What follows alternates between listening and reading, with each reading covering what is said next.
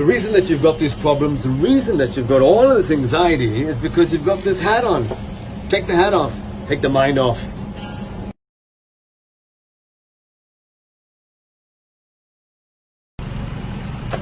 Hey, it's me, your resident mentor, Khalid Malik. What I do, I help people find their unique voices so that they can step into a space of ease and flow.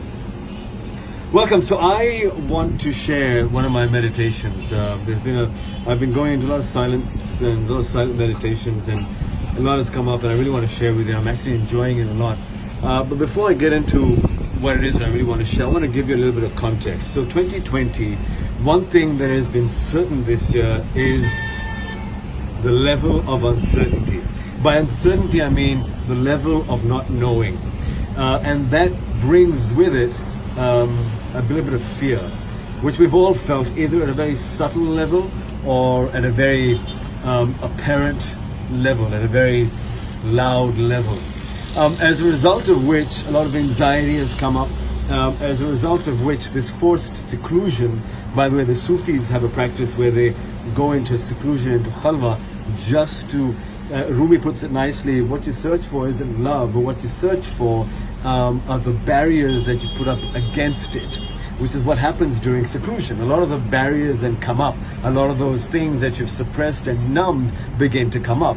And they'll come up as anxiety, they'll come up as some sort of fear, they'll come up as problems, mainly as problems, either with your spouse or problems with your career. If you're a leader, problems with your company, they'll come up as problems.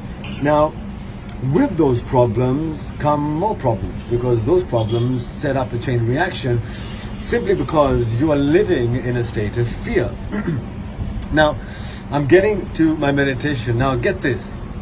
You have a problem, you have an anxiety, you have a fear of some sort.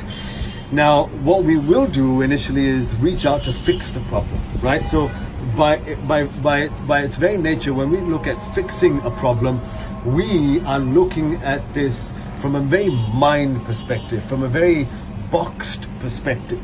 In other words, we come at a problem already from a base of fear. What does that do? That doesn't fix a problem. What we are trying to do is, our effort is to fix a problem, but that creates more problems. Isn't that cool? So in our effort to fix a problem, we create more problems, and then we fix that problem, we create another problem. And so when does it end? It ends when you are able to take this hat off that I call the mind and begin to go into your intuition. Because underneath all of that fear, all of that anxiety, and all of that junk and all of those problems lies creativity.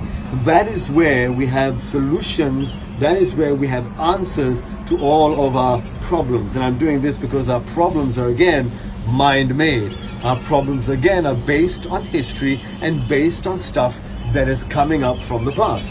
It has really got nothing to do with your present moment at all.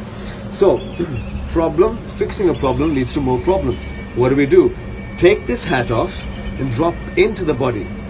But what if? Now here's where the meditation came in. So I was meditating last week and I heard a voice that said, what if you left all your problems and all of your solutions behind and just came to me?